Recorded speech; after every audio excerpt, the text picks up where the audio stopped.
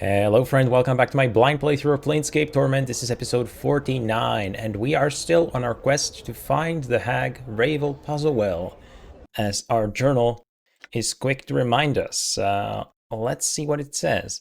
Lothar suggested that the next stage in my journey might be to journey to the Civic Fest Hall, where someone may be able to tell me more of the hag Ravel Puzzlewell, whom Lothar believes stole my mortality from me. He did say that, indeed. However, my first steps today will not actually be to the journal. I mean, I already said it. Not to the Civic Festival, but I will rather read the journal that I managed to open up last episode, and which promises to contain a lot of interesting things about my past.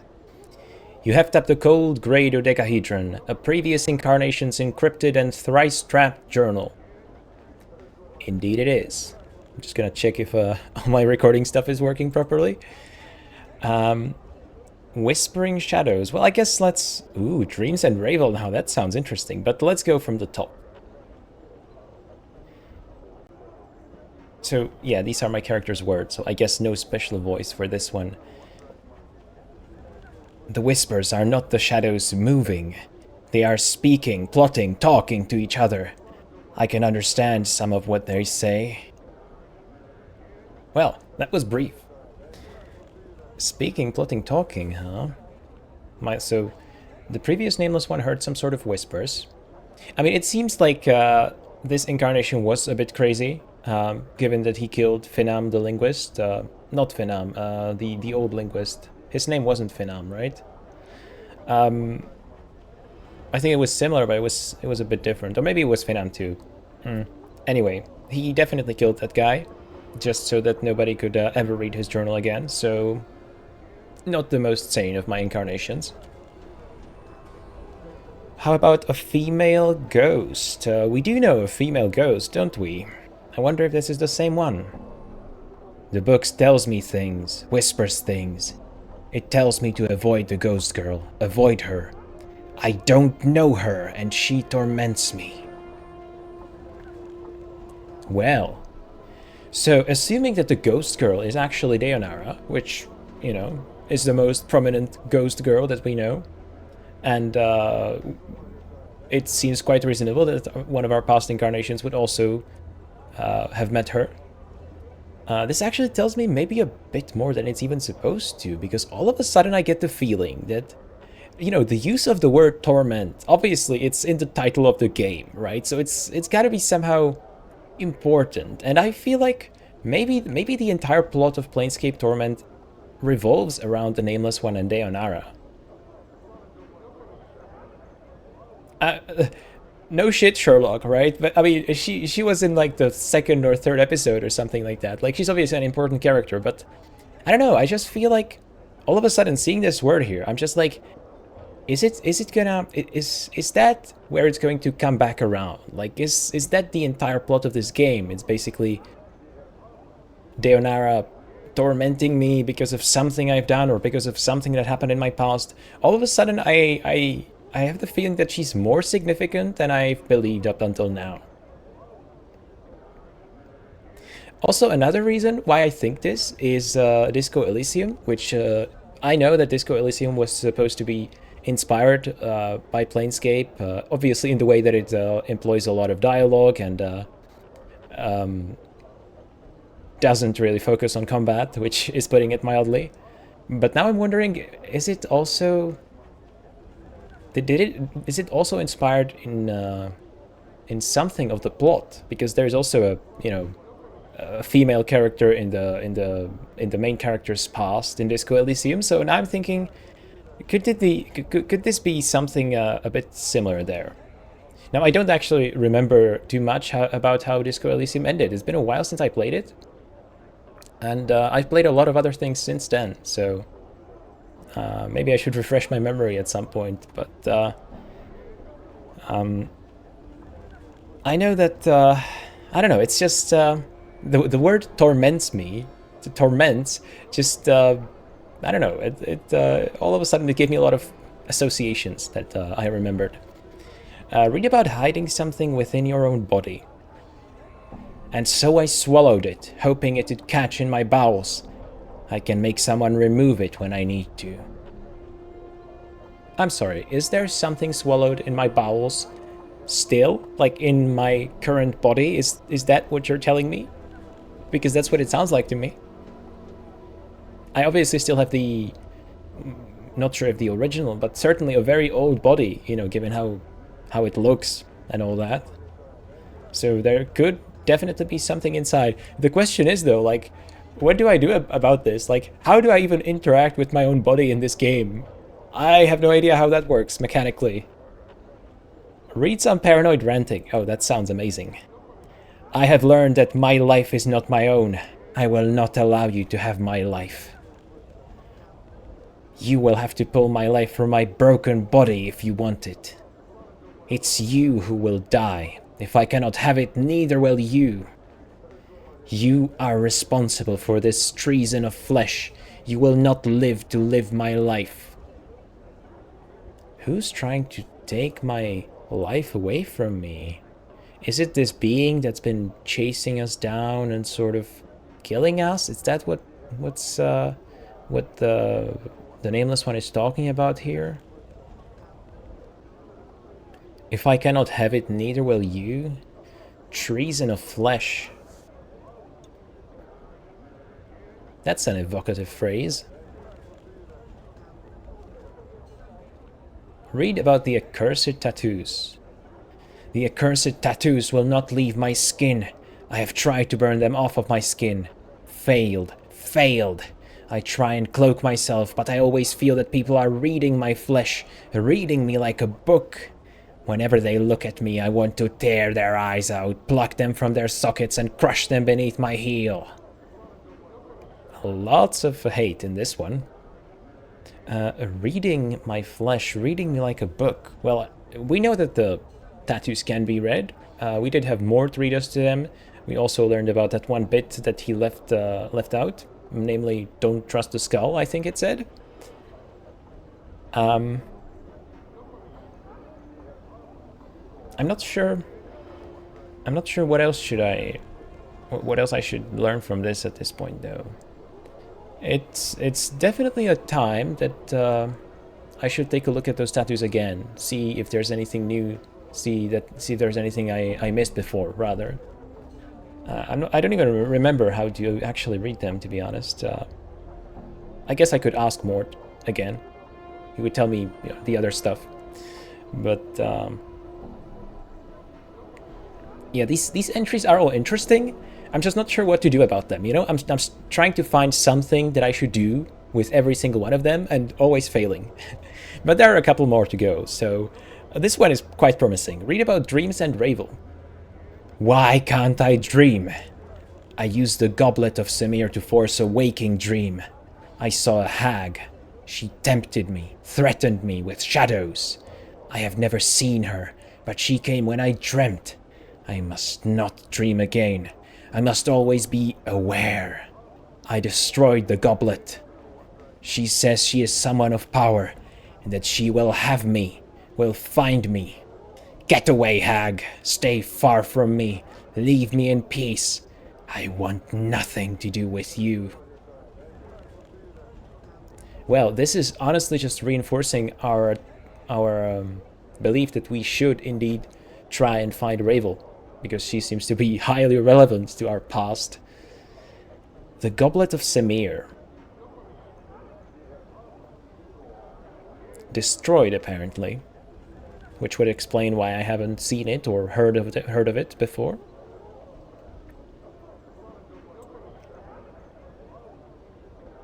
Oh, it continues. Never mind. It's still, that's the rest of the one.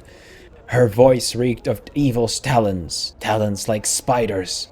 They burrowed into my grey matter, and I needed her out of my mind. Out! Out, hag! She was a myth, a fairy tale who alone challenged the Lady of Pain. How can one fight someone who is a myth? I don't have the weapons. I need weapons that will kill her should she find me. I need a strategy so she cannot defeat me when she comes for me. I must devise and think. I shall beat her. Well then. Something that's just now occurring to me as well is the use of capitalization. You know, like capitalizing individual words. words that are meant to be emphasized. That's something that we've seen. Well, obviously, it's something that the writers of the game are using to sort of put emphasis on certain words, but it's something that we've seen, right? We've seen it on the tattoos, I believe, right? And somewhere else too. I'm not sure if that's important. Anyway, a fairy tale who challenged the Lady of Pain. How can one fight someone who is a myth? I mean, that is a fair point. I need a strategy. I need weapons. I need to think to beat her. Well, hopefully we will have someone to help us with that thinking. The danger of names. Fear names. Names have power and identity. Names can be used as weapons by others. They are a hook that can be used to track you, find you, hunt you across the plains. Remain nameless, and you shall be safe. I believe we've read that exact bit, and it was either in the tomb or on the tattoos.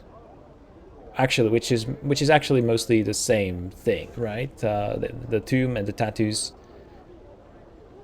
had a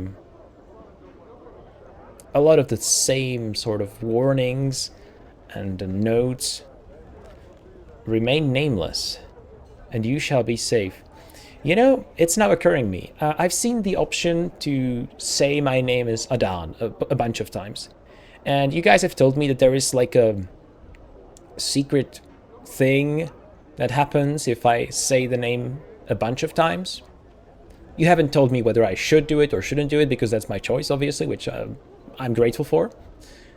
Now I'm thinking, like, if I do that, I will break this command, this, advice, really, to remain nameless. And I wonder, if I do that, shall I be no longer safe? Will that do something that, will that do something to...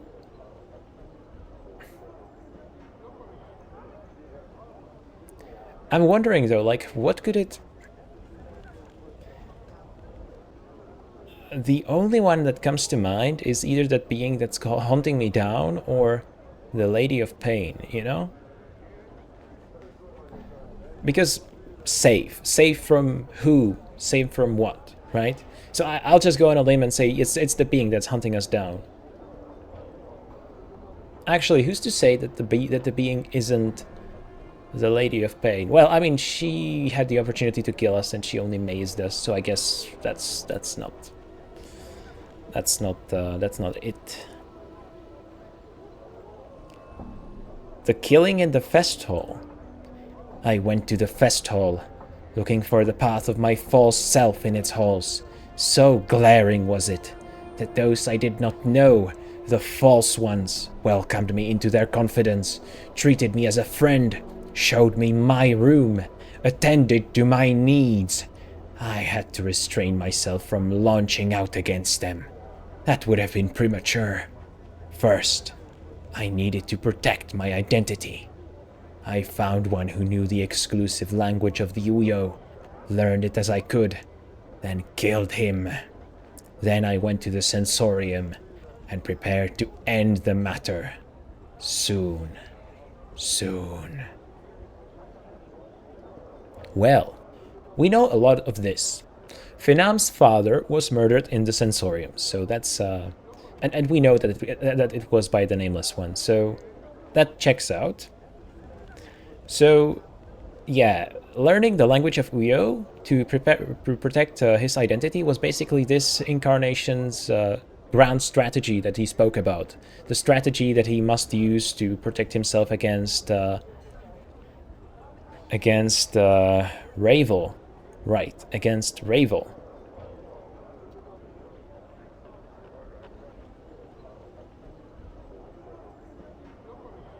So, then I went to the sensorium and prepared to end the matter. What does that mean?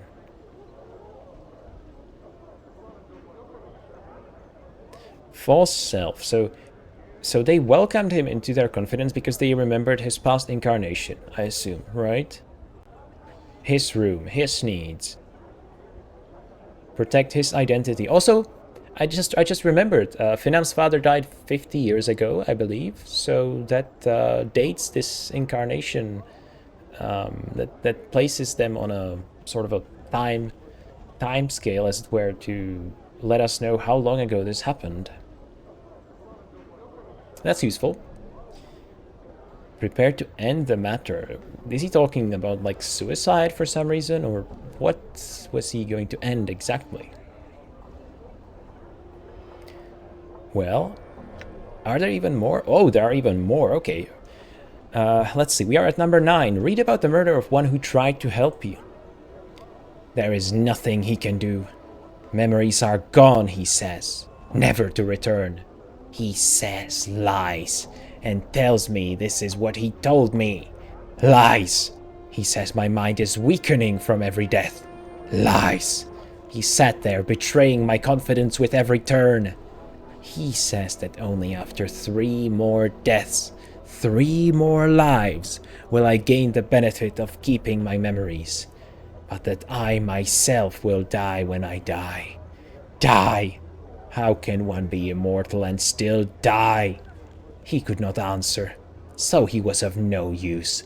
I butchered him so that no other incarnation will ever benefit from his uselessness. Well, that is very interesting. So first of all, 3 more deaths, 3 more lives. Does that mean that this incarnation was exactly 3 lives ago? Because I am presumably the first one who... keeping my memories, but will die. Oh, hang on. Is that what's happening to me? So, I myself will die when I die. I mean, that can be interpreted as a sort of spiritual death or just a permanent death. But in our case, it's most likely a spiritual death. So, I guess I'd interpret this death as a death of not being able to remember who you are, but that's obviously not it, because these are 2 different things. He speaks about keeping his memories and then about death. So I have no idea what this death can actually be, and what he means by keeping his memories, because does what we're experiencing right now count as keeping our memories? I mean, not really. We don't have them, but we can still recall them. So I feel like a sense of there's a sort of dichotomy here. I'm not sure which it is exactly. Like, do we have our memories or do we not? Like, what is going on with us? Are we the fourth life after this incarnate, or are we the 3rd, or what's going on here? What does this mean? Memories are gone, never to return. I guess this would suggest that I am the first incarnation that gets to keep their memories. So I might be the 4th one there. And of course, who is the him? Who is he talking about? I don't think he's speaking about Finam in this, right? The previous entry was about him, and now he's talking about butchering someone else, right? He says, yeah, he says here that he killed Finam, or Finam's father, or whoever the linguist's name was. Went to the sensorium and prepared to end the matter. There is nothing he can do. He can do. Who is he then? Someone at the sensorium. There must have been someone willing to help him, or capable of helping him, or just someone who he went to for help.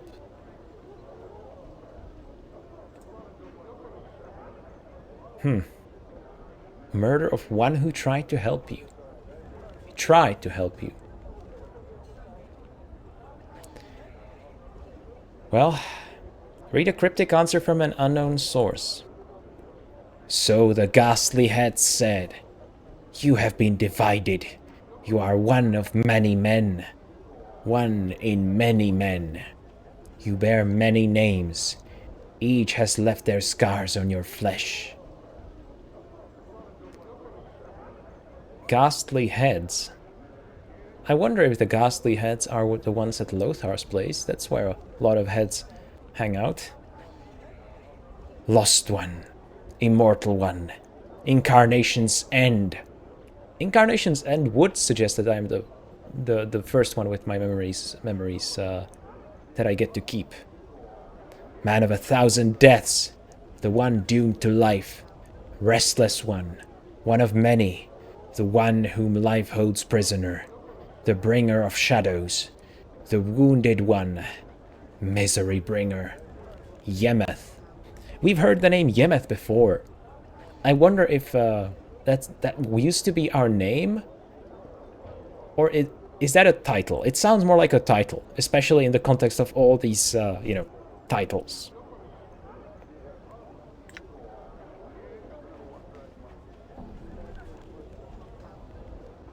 We've heard most of these before, actually. Maybe all of them. You are the silvered glass that has cracked and the pieces scattered across history. Only one piece is of import. Regain that and your life will be yours again. There will be a price. This price will buy you a chance. Without the chance, you are doomed.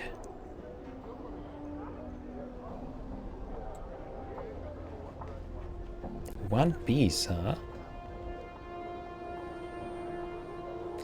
You have lost that which is never meant to be separated from man. Your mortality has been stripped from you. Lost. It exists, but you must find it before your mind is lost to you as well. And that's it, huh? Only one piece is of import. That being my mortality. How do I regain my mortality, though? That's the $1,000,000 question. The million copper question. Read something about a legacy. By the way, a cryptic answer from an unknown source this was. Cryptic it was for sure. The fact that it was from an unknown source is highly intriguing. Anyway, the legacy. A legacy, the note read. Forget not to collect your legacy. And a small code scratched beside it. 51AA. Is there like a bank vault somewhere? A trap, no doubt, set by yet another of my false selves. I'll see it destroyed, I will. Ah, so this incarnation interpreted that as a trap. I don't think it is, though. So we gotta find it and see if Crazy Me destroyed it. And that's it. We've just read the entire journal. Holy shit, that was a lot there. That was a lot, and I'm kind of frustrated that I didn't understand pretty much any of it. I mean, I think I interpreted some things as well as I could have, maybe, but there's definitely something I'm missing there. Something that maybe is meant to stay mysterious for now, or maybe I should know more than I know at this point. It's hard to tell. Sorry, now I'm just fascinated by the fact that Mort always stays away from us. Why is that a thing? What kind of formation is this? Let's do protect, okay? Actually, that's kind of annoying to deal with. Anyway, yeah, I have no idea what to do about this. No quest has popped up either, so I don't think there's anything I can do in particular. Finn and Lai. Yeah, that was the linguist. Finland was the son, right? So my next steps should obviously lead to the Civic Fest Hall, which is right here. I know that. I'm just checking.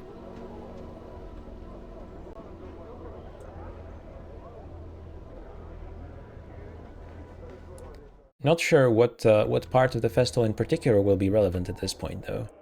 Maybe I should speak to Splinter again. He was pretty useful. We welcome you once more to the Civic Fest Hall, traveler. How may we help you?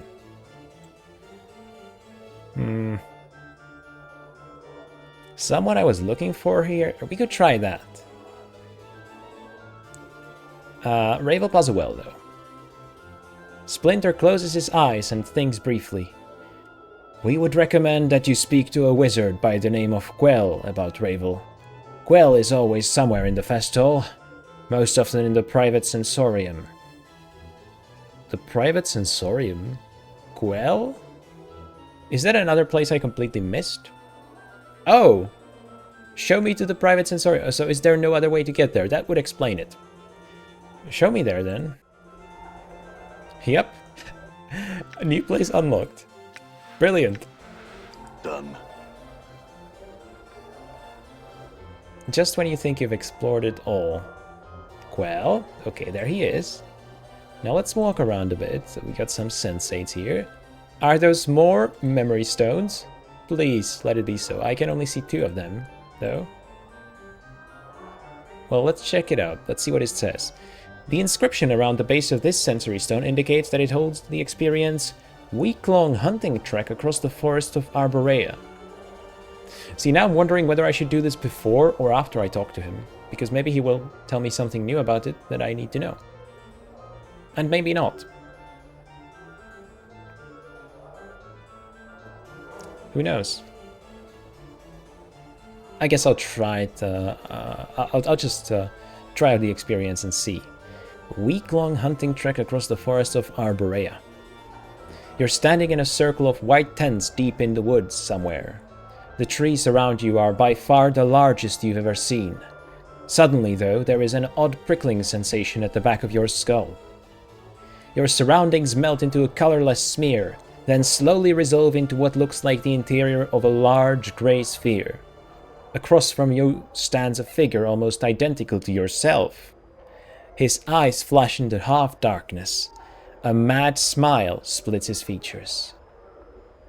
I knew you would come. Is that crazy me? Is that what's going on here? Holy shit. Okay, let's not get ahead of myself. It could be someone else, but like... kinda sounds like crazy me. A mad smile. Who are you? Oh, don't you know? Didn't all those filthy, lying, thrice-be-damned journals tell you who I am? Those journals that were so conveniently left for me when I awoke. Those journals that called me an incarnation. Ha! Burn them all I did. All that I found. Ah, shit. That would explain why there are so few of them, despite there being so many incarnations. Well, what did they say exactly? They spoke lies, lies, lies and nothing more. Filth about the man who forgets himself. Other incarnations. Of preserving their experiences in writing so later lives could benefit. Thieves. It's my life. Mine. You all want to steal my body and you won't have it. I mean, you're dead, aren't you? Unless, you're like an actual memory preserved here in the stone? Memory or something like that. I don't know how that would work in this universe. So you're one of my earlier incarnations? Yeah, obviously. Let's not even say that. Where am I? Oh, this. He gestures around him, snickering. Just a little trap is all. I realized that killing you, body thieves, might not be enough. I might have to trap you, ensnare you for eternity. You may have realized by now that there's no way out of this sensory stone. Your mind is locked here. Well, fuck. There isn't, is there? There is no button to end the experience.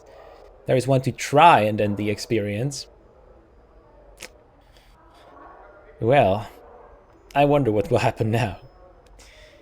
You'll note the rather sparse surroundings I've left for you, all to help the madness set in good and quick while your flesh rots away. He chuckles, evilly. I love the word evilly.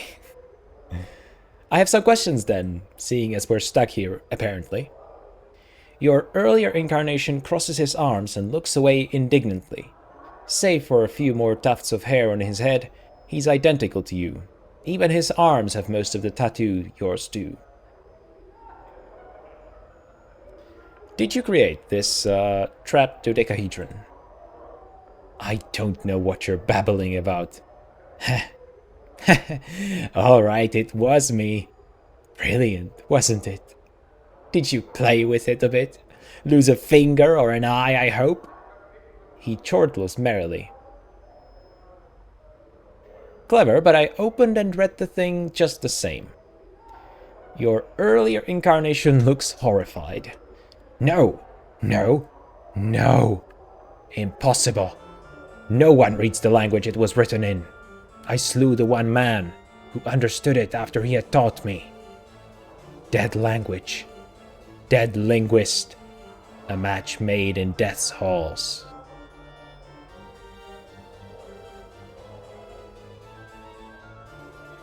Interesting that we can't really tell him the truth here. That we learned it from the man. I could read it because I'm you. I'm not one of the false selves. You've trapped yourself here. I've trapped myself. Don't you see? I feel like this is a good one to convince him to let me leave somehow, if such a thing is even possible. That about the trap and the tattoos is interesting, but not as interesting. So I'll ask it if I get another chance. But I'll say this: you trapped yourself. But that's not. You're one of the. I thought I put in safeguards. How could you? I be so foolish. He wrings his hands together, biting his lower lip. How to get out? How? I've forgotten. Wait, I am the only one who can release you, and that I will not do. If you are I, then you can release yourself. Well, I'll try it then. And it worked! I willed the trap open. Okay, that was easier than I thought. Now let's try to get back inside, see what happens. The inscription around the base of this sensory stone indicates that it holds the experience week-long hunting. Okay, yeah. Should you touch it though, you'll be drawn back into that insane early incarnation's trap. So I can't even go back. Oh, that's kind of a shame. I was hoping I would be able to do that, but huh. Well, I guess I don't want to get trapped again, huh? What about this memory stone though? The base of this aquatic blue stone has been sculpted, so it appears to have melted into the pedestal it rests upon. A stream of perfect azure tears drips down the sides, framing the inscription beneath the pedestal. Longing. As you place your hands upon the stone, its surface ripples beneath your touch. A chill washes over your arms, like plunging your hands into a mountain stream. Close your eyes and submerge into the experience. Oh, that sounds just lovely. As you close your eyes, you blink and reopen them. Your eyes are brimming with tears, and you are overcome with a terrible sensation of drowning. As the sensation rolls through you, there is a stirring in your breast, a hunger, poisonous like a serpent, biting into your heart, until you feel as if your breast will explode.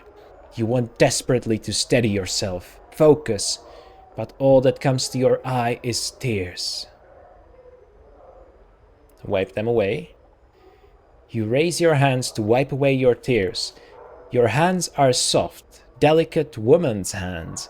They brush the stray tears from your cheek, and you cup them in your hands, each of the tears like jewels shimmering in the lights.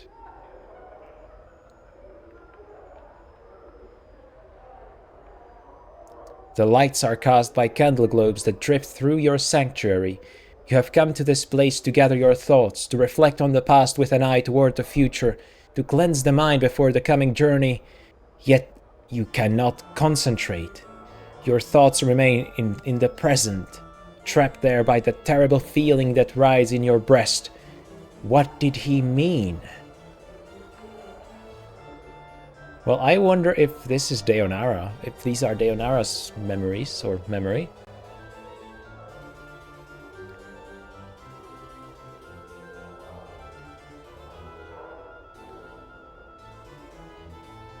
I mean, I don't have much to go on, except for the fact that the other memory stone here was also highly relevant to me and to discovering myself, so it would be appropriate for the other one to be similar in that way.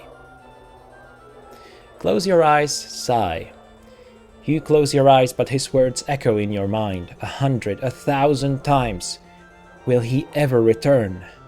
The sound is a whisper, an echo. Only you, only you. Yet you hesitated at the brink of time's door, and he must have thought you afraid to go. But you were not. You were afraid to stay, and the fear, the serpent rise in your breast again, its fangs biting into your heart, filling it to bursting with its poison. The tears come again, running down your cheeks in streams, his words echoing. Will he ever return? You hesitated, afraid to stay.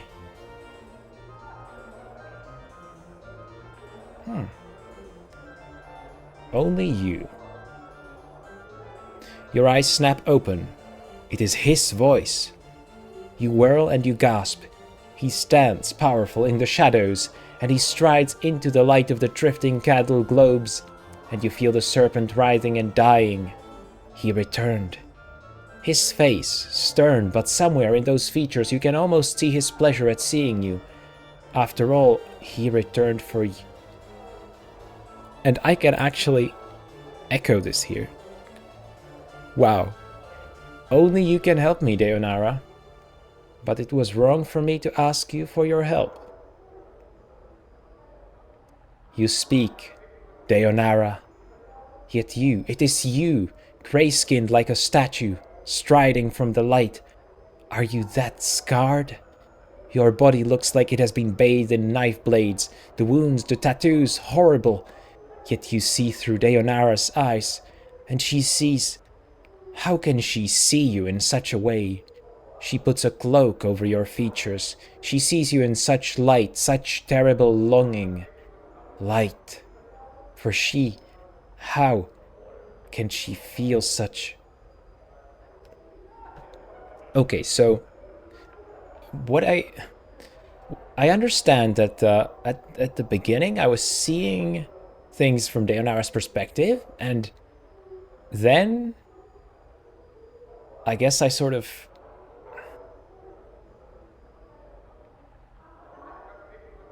I still see things from her perspective, but I guess I see myself, right? I see myself coming back. And is that like a memory of me coming back in the past? Or is that me, like actual me, right here, right now at the memory stone, having come back, thereby sort of altering this entire memory or experience? Because... You know, the one in this stone didn't really even seem to be a memory. It was just an actual incarnation stuck there, seemingly. So, does this memory stone somehow preserve something more of Deonara than a mere memory? Try to refocus, brace yourself, hold on to the experience. You feel your vision tearing, doubling until you are that man striding from the light. It is you, but not you.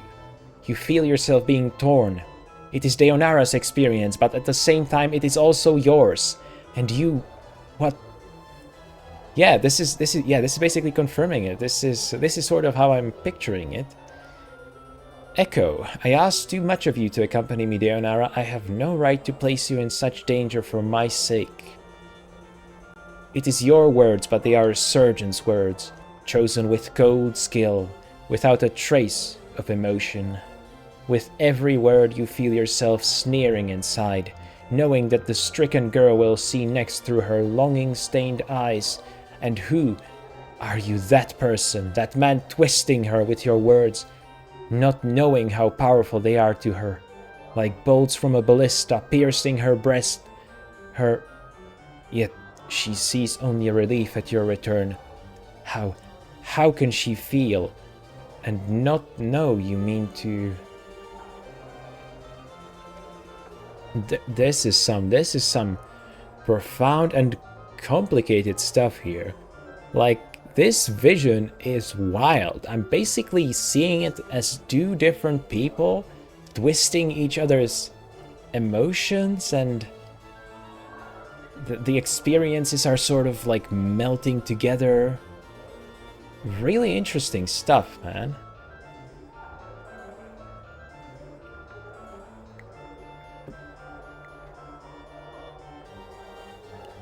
I have come to ask your forgiveness, Deonara. I shall return to you as soon as I am able. I will try.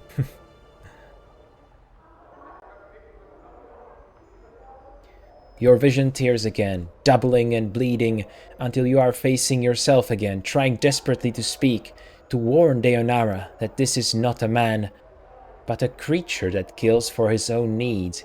He doesn't care about you, Deonara. You are a tool to him, a tool he needs to... But Deonara speaks, and you can't stop her. Echo. I would place myself in 1,000 dangers, embrace eternity for you, my love. I am not afraid. Listen to me. I will accompany you, though the plains themselves should bar... Though the plains themselves should bar the way. You feel yourself shuddering, relief and satisfaction, his satisfaction at her words, knowing she would say them, always knowing, and her admission of love is like the slamming of a portcullis across your heart. Trapped. She is yours, but you must be certain, so you drive the nail home. So this is basically like psychological manipulation going on here?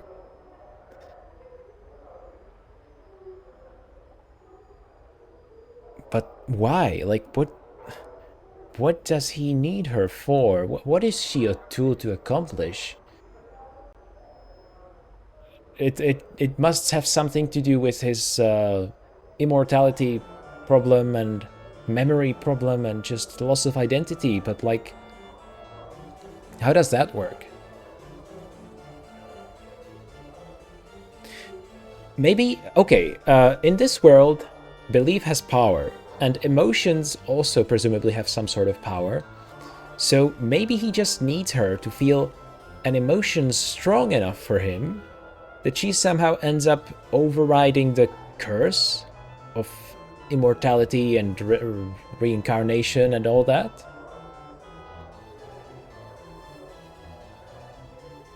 Could that be it? Is that too out there? Not sure. The way is dangerous. You will have to be strong. Far stronger than you are now. Swimming through her mind, relief, the wave of relief, the end of longing, yet longing for him more at his words, not noticing his manipulations. All you need to be is strong, and his path shall be as one with yours. Your thoughts are like fires, for you can be strong, stronger than he knows. You know no fear. You would die for him. I can be strong, my love. I will. Her words slide off him like water. The serpent in her breast, the one piercing her heart with its poison, has been replaced by this serpent in the flesh. She sees nothing of this, and his next words are planned carefully, so carefully. Holy shit, this is giving a straight up impression, or well, yeah, I guess impression of him as this master manipulator, this cold-hearted creature that cares for nothing but himself and is manipulating this woman, twisting her emotions around to achieve his goals, which I'm not exactly sure what those goals are just yet, but they don't sound good. This is some crazy stuff here. I can't say if we'll succeed, Deonara, but I'll do my best to protect you. And I will expect nothing less of the same from you. You may be required to make some sacrifices. At that final, terrible word, you feel yourself being torn apart. He means her harm. He means you harm, for you are her, and he means to hurt her. Yet you need her to be harmed, and you want to scream at her that she is in danger. Run, run, Deonara, for his eyes unmake all things, and... Wow, this is straight up tearing us apart. Like, this is almost like schizophrenia territory, or bipolar disorder, or whatever. Like, something that's just gonna completely shatter my psyche, because I'm two people at once. Well, I'm three people at once, really. I'm myself, I'm Deonara, and I'm also well, I'm this manipulator, Nameless One. I'm Deonara, and then I'm also myself as Nameless One, the Observer. So I'm really seeing things from almost three perspectives here. Of course, my love. Life is sacrifice. This I have learned. You, she, her, you speak the words, and in it you feel yourself dying inside. You are a spectator, and you have watched a woman die, for the words are a death sentence. Yet still she speaks, unheeding, uncaring. So that's definitely how she died. That's why she's a ghost right now. I mean, I'm not sure how specifically she died, but it definitely has something to do with this manipulation.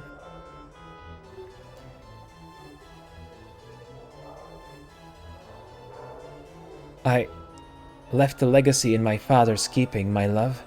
Ask for the 6th, the 3rd, the K, and the S. In it, I bequeath everything to you. It's not much, but with it, I left... Okay. Oh! No, there isn't like a bank vault. Because the vaults are going to be at the Advocate's Home, aren't they? So that's where this this code comes from, and the other code, I don't remember the other code that I read in the journal. Could it have been the same by chance? Not sure, but anyway, I think I've got 2 codes right now, so I should probably go there and talk to him, but... Wow. Updated my journal. You, him, a wave of irritation washes over you. You clench your teeth to prevent the irritation from crossing your features. Must she always continue to prattle, even when you do not prompt her? Must she... But no. No, keep the irritation inside. Only a trace slips out. Come on. Come now. I cannot die, Deonara. There is no need for such foolishness. Her. You. She is overcome with fear. Fear that revolts you. And the fear wells up inside her. You. You, as you watch him frown, and you hasten to correct him. He must know the reasons and know the wisdom behind them, so he is impressed with your planning. Speak. Speak before he turns away. I know I often act foolishly, my love, but you said yourself that you can't forget things if you are badly hurt. There are things in the legacy that could help you remember, should you forget yourself. Well then. I'm just wondering if Crazy Me didn't get to this legacy first and didn't also destroy it somehow, you know? Updated my journal. She.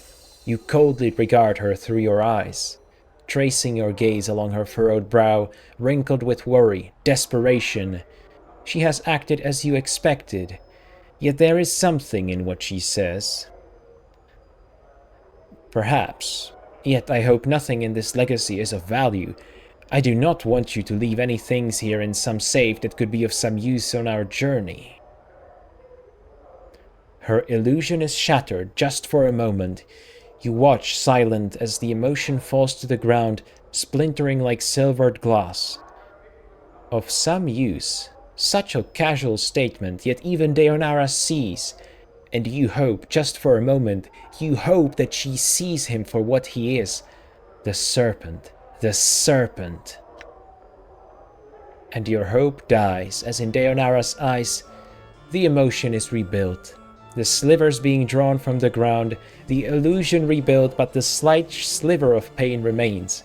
He thinks you have done something foolish, yet you did it for him. You must make amends, but how? You must convince him that the legacy is unimportant, but it isn't. It's everything. Okay. This is expertly written, honestly. I absolutely love this. And I'm sorry if I'm reading too much and not commenting enough, but I have no idea what to say. I'm absolutely floored. Like, this is brilliant. This is brilliant, seeing manipulation from all these perspectives and manipulating and being manipulated at the same time and having to say all these lines. Actually, this is peak. This is amazing right here. If this is not one of the highlights of the game, I gotta wonder what else could be coming, because wow, this is just amazing. And this is like a memory stone that I just happened to look at. Now, maybe if I talked to the wizard, he would have told me to check it out. So maybe it is something. It is probably something I have to check out as part of the main quest. Let's be honest, right? It's too meaningful to not be part of the main quest in some way. But anyway, it's really good. I'm enjoying this very much. The legacy, my love, it just has a few things to help you remember. The scythe of words falls on Deonara so quick, so sharp, you cannot follow its arsing path. A legacy? The things you do, Deonara. Such romantic gestures. No matter. No. You, Deonara, you have driven him away again, like you did the night before. You feel the serpent stirring again, reborn, curling around your heart. There is the softest of hisses, yet he does not hear. Would you wish to leave a legacy, my love? For yourself or for anyone you would want to? It might help you remember if you left something for yourself, or for the ones you loved. The word scythe falls again, terrible and swift, yet this time the illusion holds, and the serpent is cloaked. The serpent is cunning, and it shall not reveal itself until it strikes. A legacy for myself? Not likely. The things I would leave for myself would not be safe in some advocate's home, Deonara. But enough of this, I must leave.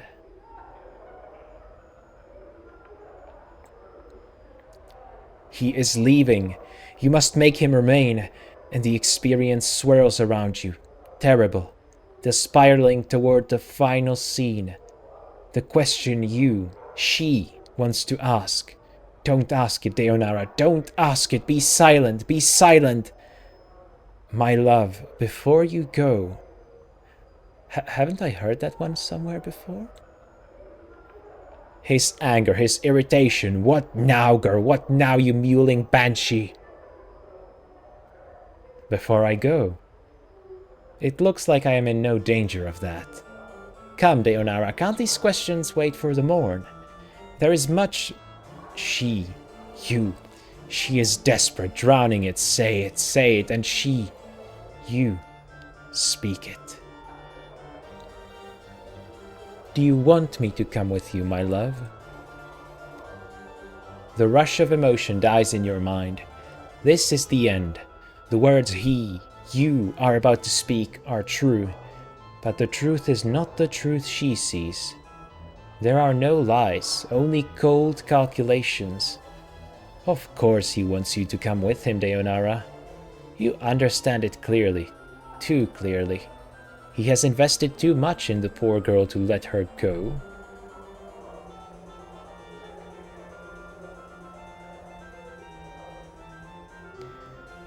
Of course, Deonara. I would not have asked you to come with me if I did not want your company. You know how I feel about you. There is a cold silence in his mind, then a hissing of a thought, a response sharp and deadly like a dagger blade. The lie comes swiftly, unburdened by emotion. I love you, Deonara. And you want to scream as you feel the lie wash over her like a radiance. But it is a shadow of truth, a serpent's kiss, and he means you harm, and she can't see you want to call out, but she is crying with joy, even as... Cry with joy, with frustration, with joy, with despair. The emotion washes over you like you are drowning, and you need to speak. You long to speak, but you cannot. And that's our only option here. Tear yourself away from the experience. And you scream. Scream as you tear your hands from the stone, bloody tears rushing from your eyes, running in streams down your arms, your hands to coat the stone. Blood. Her blood. And you can't warn her, and you can't stop crying. And suddenly Fall from Grace is there. I'm sorry, what? Okay.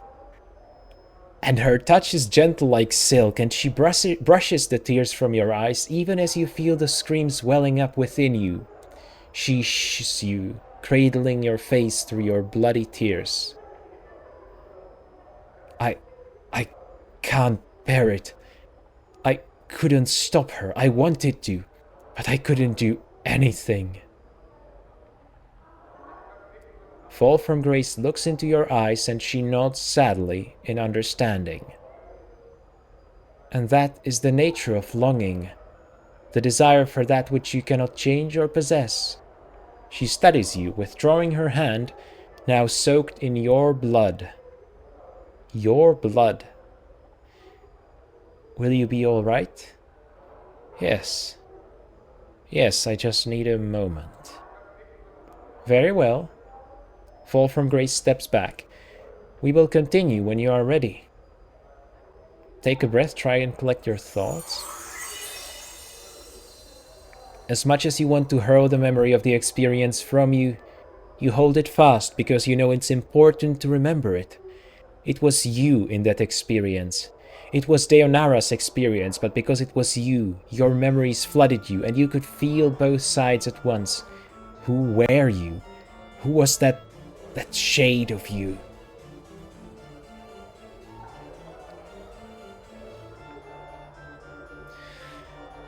Holy shit. That was...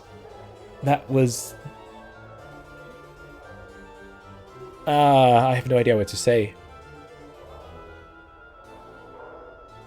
That was overwhelming. Wow.